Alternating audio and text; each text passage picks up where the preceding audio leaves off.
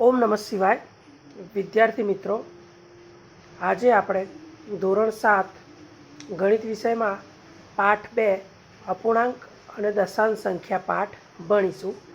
આની પહેલાં છેલ્લે તમે જે વિડીયો જોયો હતો એ વિડીયોમાં આપણે ગણિત વિષયમાં અપૂર્ણાંક અને દશાંશ સંખ્યા પાઠમાં સ્વાધ્યાય 2.4ના દાખલા જોયા હતા। આજે આપણે અપૂર્ણાંક અને દશાંશ સંખ્યાઓ પાઠના સ્વાધ્યાય 2.5ના દાખલા જોઈશું અને દશાંશ સંખ્યાઓ વિશેની સમજૂતી મેળવીશું। વિદ્યાર્થી મિત્રો, અહીંયા આપણે સૌથી પહેલાં દશાંશ સંખ્યાઓ વિશે થોડું યાદ કરીશું। તમે છઠ્ઠા ધોરણમાં અગાઉ શીખીને આવ્યા છો દશાંશ, શતાંશ, સહસ્ત્રાંશ। ફરીથી આપણે એકવાર યાદ કરી લઈએ। દશાંશ સંખ્યાઓ માટે 3.5 લખ્યા હોય, અહીંયા 3.5 લખ્યા છે, તો આપણે એને વાંચવા હોય આ પાઠને ધ્યાનમાં રાખીને તો કેવી રીતે વંચાય? 3.5 દશાંશ એમ વંચાય। એટલે કે પોઈન્ટ પછી એક આંકડો હોય તો એને દશાંશ કહેવાય, 2 હોય તો શતાંશ અને 3 હોય તો સહસ્ત્રાંશ। એ પ્રમાણે આ બાજુ એકમ, દશક, સો આ તમે શીખીને આવ્યા છો। એવી રીતે 4.26 છે તો 4.26 શતાંશ, કારણ કે પોઈન્ટ પછી 2 આંકડા છે, એક આંકડો હોય પોઈન્ટ પછી તો દશાંશ, 2 હોય તો શતાંશ। એવી રીતે 3.568 પોઈન્ટ પછી 3 આંકડા છે એટલે દશાંશ, શતાંશ અને સહસ્ત્રાંશ, એટલે એને વંચાય 3.568 સહસ્ત્રાંશ એમ વંચાય। પોઈન્ટ પછી એક આંકડો છે, આગળ શૂન્ય છે એટલે કે 0.5, તો એને કેવી રીતે વંચાય? 5 દશાંશ। એવી રીતે અહીંયા 2 આંકડા છે એટલે 24 શતાંશ, 3 આંકડા છે એટલે 456 સહસ્ત્રાંશ।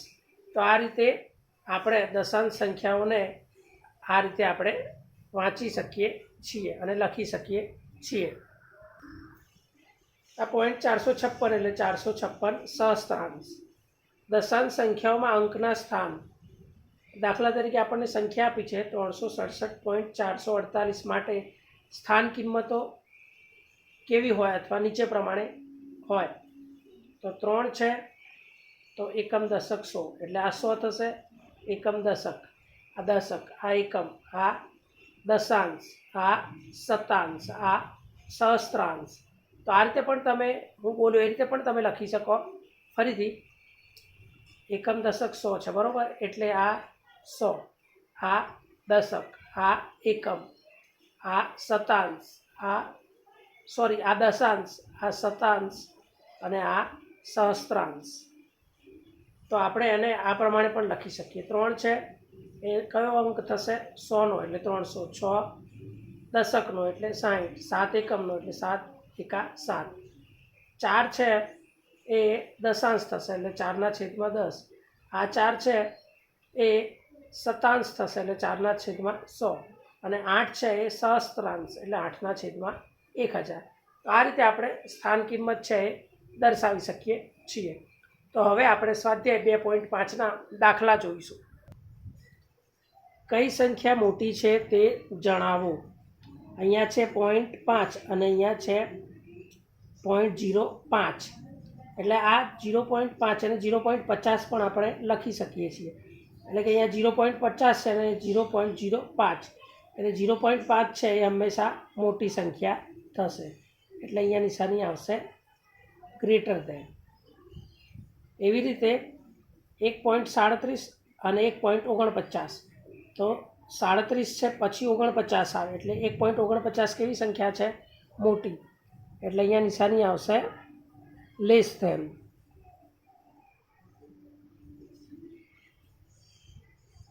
એવી રીતે 0.7 એટલે કે 0.70 અને 0.50, તો 0.70 મોટા કે 0.50, એટલે 5 પછી 7 આવે એટલે 5 નાના કહેવાય અને 7 મોટા, એટલે અહીંયા પણ નિશાની આવશે ગ્રેટર ધેન। 2.03 અને 2.30, એટલે અહીંયા 2.30 છે એ મોટી સંખ્યા થશે। 7 છે અને 0.7, એટલે 7 સંખ્યા હંમેશા મોટી થશે, કારણ કે પોઈન્ટવાળી સંખ્યા આના કરતાં નાની હોય. 0.8 એટલે 0.80 અને 0.88 એટલે 80 પછી 88 આવે એટલે 88 મોટી સંખ્યા થશે, એટલે અહીંયા આવશે લેસ ધેન. તો આ રીતે તમે નક્કી કરી શકો છો કઈ સંખ્યા મોટી અને કઈ સંખ્યા નાની. આગળનો પ્રશ્ન વિદ્યાર્થી મિત્રો, દશાંશનો ઉપયોગ કરીને રૂપિયામાં રૂપાંતર કરો. એટલે કે અહીંયા તમને રકમ શેમાં આપેલી છે? પૈસામાં. એને શેમાં ફેરવવાના? રૂપિયામાં. હવે તમે જાણો છો કે આપણે 1 રૂપિયો હોય એની અંદર કેટલા પૈસા આવે? 100 પૈસા. ફરીથી 1 રૂપિયો હોય એની અંદર કેટલા પૈસા આવે? 100 પૈસા. તો 1 પૈસો હોય તો એને રૂપિયામાં ફેરવવો હોય તો આપણે 1/100 લેવા પડે. પૈસાને રૂપિયામાં ફેરવવા હોય તો જે પૈસા આપ્યા હોય એને 100 વડે ભાગવા પડે. તો અહીંયા આપણને 7 પૈસા આપ્યા છે. પહેલાં આપણે આ વિધાન લખીશું, 1 પૈસો બરાબર 1/100 રૂપિયા. કારણ કે પૈસાને રૂપિયામાં ફેરવવા હોય તો એને 100 વડે ભાગવા પડે. તો આપણી પાસે કેટલા પૈસા છે? 7 પૈસા. તો 7 પૈસા બરાબર કેટલા રૂપિયા? તો 7/100. અહીં કેટલી શૂન્ય છે? 2. એટલે કે અહીંયા કેટલા પોઈન્ટ કપાશે? 2 કપાશે. એટલે કે 7 લખવાના, પછી 1 શૂન્ય, પછી 0, પછી પોઈન્ટ, એટલે 0.07 રૂપિયા.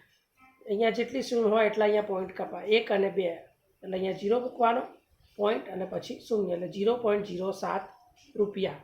7 પૈસા બરાબર 0.07 રૂપિયા.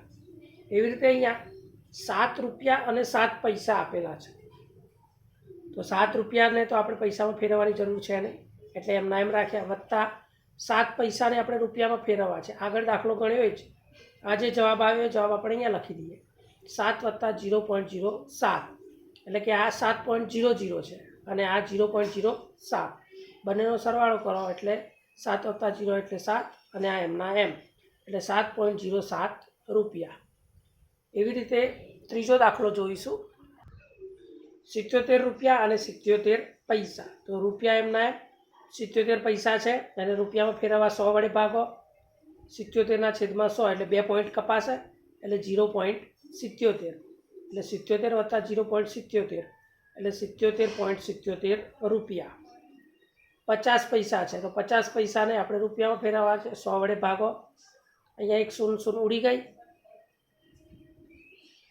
1 શૂન્ય છે એટલે 1 પોઈન્ટ કપાશે એટલે 0.5 રૂપિયા. એવી રીતે 235 પૈસા. પૈસાને રૂપિયામાં ફેરવવા કેટલા વડે ભાગવાના વિદ્યાર્થી મિત્રો? 100 વડે. તો 235/100, 2 પોઈન્ટ કાપશે, 1 અને 2 એટલે 2.35 રૂપિયા. તો આ રીતે આપણે દશાંશનો ઉપયોગ કરીને પૈસાને રૂપિયામાં ફેરવી શકીએ છીએ. હવે આપણે આગળનો દાખલો જોઈશું. એની અંદર સેન્ટીમીટર, મીટર અને કિલોમીટરમાં આપણે ફેરફાર કરવાનો છે, એ જોઈશું.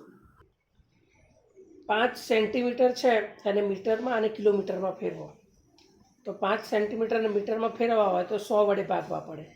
કારણ કે તમે ભણીને આવ્યા છો 1 મીટર બરાબર 100 સેન્ટીમીટર, એટલે સેન્ટીમીટરને મીટરમાં ફેરવવા હોય તો 100 વડે ભાગવા પડે. એટલે 5/100 મીટર. 2 પોઈન્ટ કપાસ એટલે 0.05 મીટર. એવી રીતે 5 સેમીને આપણે કિલોમીટરમાં ફેરવવાના છે. શેમાં ફેરવવાના છે? કિલોમીટર. એટલે કે કિલોમીટર, મીટરને કિલોમીટરમાં ફેરવવા હોય તો 1000 વડે ભાગવા પડે. પણ અહીંયા સેન્ટીમીટર છે એટલે એની પણ 2 શૂન્ય આવશે અને 1000ની 3 શૂન્ય એટલે ટોટલ 5 શૂન્ય આવશે. એટલે 5/1,00,000 કિલોમીટર. આપણે 5 સેન્ટીમીટરને કિલોમીટરમાં ફેરવવાના છે. એટલે 1 કિલોમીટર છે બરાબર 1000 મીટર થાય અને સેન્ટીમીટરને મીટરમાં ફેરવો એટલે 500 મીટર થાય.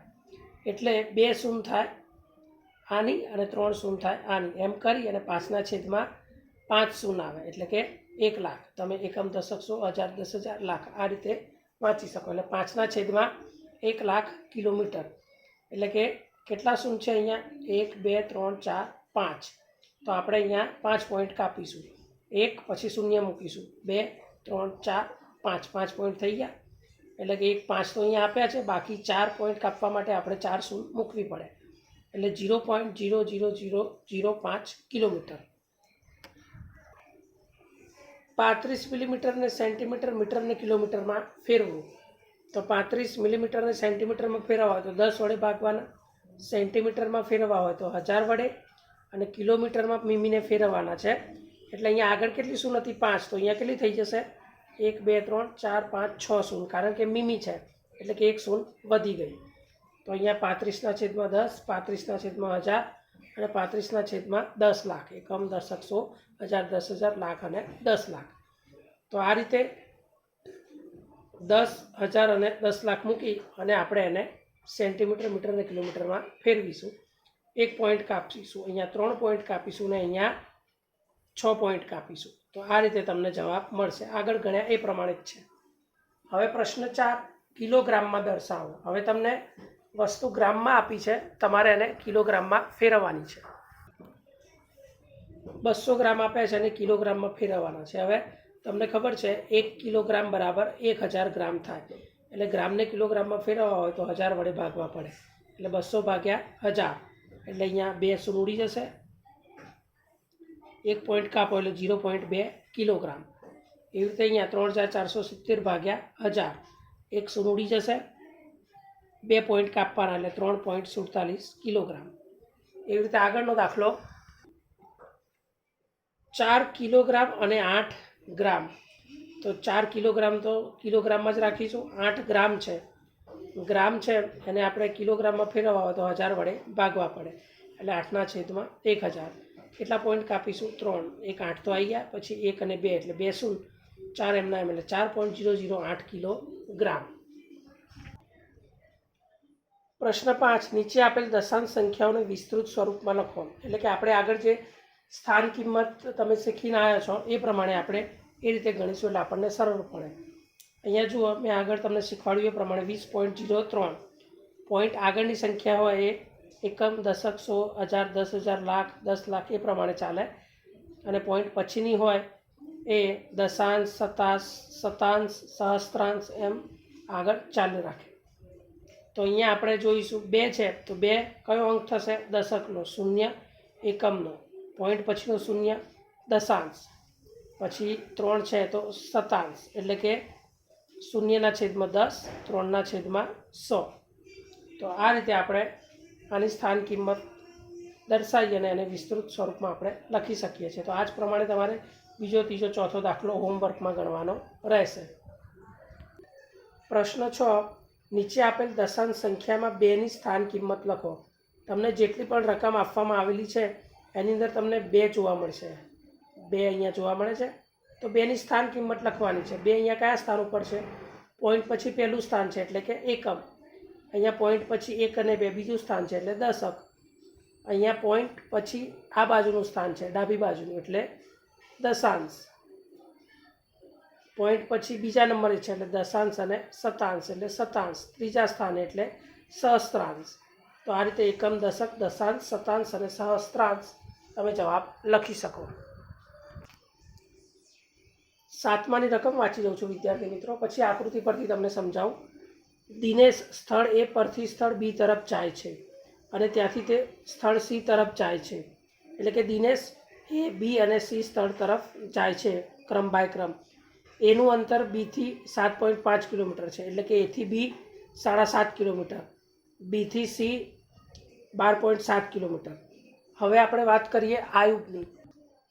આયુબ છે એ સ્થળ A પરથી સ્થળ D તરફ જાય છે, ત્યાંથી તે સ્થળ C તરફ જાય છે. ડીથી એનું અંતર 9.3 કિલોમીટર, સીથી ડીનું અંતર 11.8 કિલોમીટર. તો કોણે વધુ મુસાફરી કરી હશે અને કેટલી? તો રકમમાં તમને વિદ્યાર્થી મિત્રો ખ્યાલ નહીં આવે, પણ આની આકૃતિ તમે જોશો એટલે તમને ઝડપથી ખ્યાલ આવશે. તો આપણે આની આકૃતિ જોઈએ. અહીંયા જુઓ, A, B, C, D. દિનેશની મુસાફરી એથી B, બીથી C. અને અયુબની મુસાફરી એથી D અને Dથી C અથવા Cથી D. આ કેટલું અંતર છે? 7.5. આ કેટલું છે? 12.7. આ કેટલું છે? 11.8. આ કેટલું છે? 9.3. તો દિનેશની મુસાફરી કેટલી? તો એ બંનેનો સરવાળો કરો.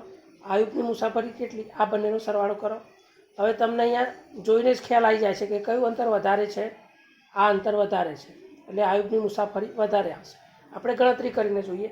દિનેશની મુસાફરી 7.5 વત્તા 12.7 એટલે 20.2. આયુબની મુસાફરી 9.3 વત્તા 11.8 એટલે 21.1. તો આની મુસાફરી 20.2 અને આયુબની 21.1, એટલે કોની વધારે આવી? આયુબની મુસાફરી વધારે આવી. હવે કેટલી વધારે આવી તો બંનેનો તફાવત શોધીએ. આયુબની મુસાફરી દિનેશ કરતાં વધારે છે. કેટલી? તો 21.1 માઇનસ 20.2 બાદબાકી કરો એટલે જવાબ આવે 0.9 કિલોમીટર, અથવા કિલોમીટરને મીટરમાં ફેરવો તો 900 મીટર. બંનેમાંથી ગમે તે તમે લખી શકો. હવે 8મો દાખલો. શ્યામ છે એ 5 કિલોગ્રામ અને 300 ગ્રામ સફરજન અને 3 કિલોગ્રામ અને 250 ગ્રામ કેરી ખરીદે છે. સરલા 4 કિલોગ્રામ 800 ગ્રામ સંતરા અને 4 કિલોગ્રામ 150 ગ્રામ કેળા ખરીદે છે. તો કોણે વધુ ફળ ખરીદ્યા? તો આ પણ એકદમ સહેલો દાખલો છે વિદ્યાર્થી મિત્રો.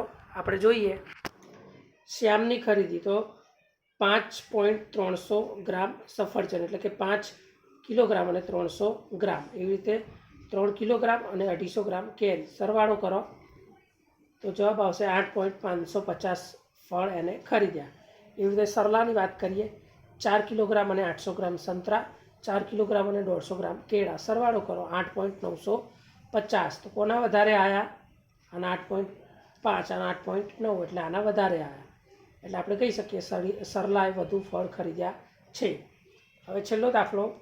42.6 કિમી કરતાં 28 કિમી કેટલું ઓછું છે? આના કરતાં કેટલું ઓછું છે? તો બંનેની બાદબાકી કરો તો જવાબ આવશે 14.6. તો અહીંયા વિદ્યાર્થી મિત્રો તમારું અપૂર્ણાંક અને દશાંશ સંખ્યાઓ પાઠનું સ્વાધ્યાય 2.5 પૂર્ણ થાય છે. હવે પછીના વિડીયોમાં આપણે મળીશું સ્વાધ્યાય 2.6માં. આની PDF ફાઇલ તમને મોકલીશ, જેમાંથી તમારે આ દાખલા ગણિતની નોટમાં લખવાના રહેશે. ઓમ નમઃ શિવાય.